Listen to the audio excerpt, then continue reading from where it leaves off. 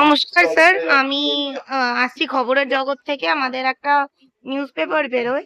সুতরাং আপনার এই আঁকা দেখে আজকালকার দিনে অনেকেই আঁকা, ঝোঁকা এই শিল্পকলা নিয়ে কাজ করার থেকে দূরে থাকেন। তো আপনার এই দোকান থেকে আমরা মানে হিসেবে খুব কেমন রেসপন্স?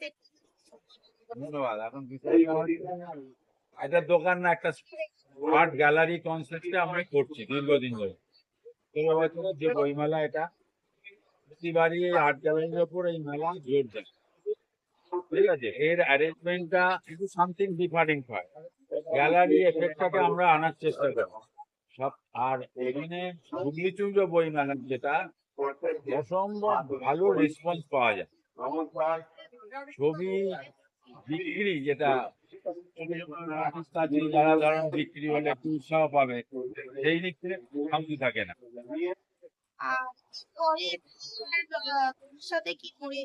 আমাদের তো পরপর এক্সিবিশন চলে, যেমন কিছুদিন আগেই আমরা ব্যাঙ্গালোর করে এলাম, তারপরে বিভিন্ন জায়গায় পুনাতে করে এলাম। আমরা ছবি মোটামুটি সবাই হোল টাইম। আচ্ছা, হোল টাইম সবাই।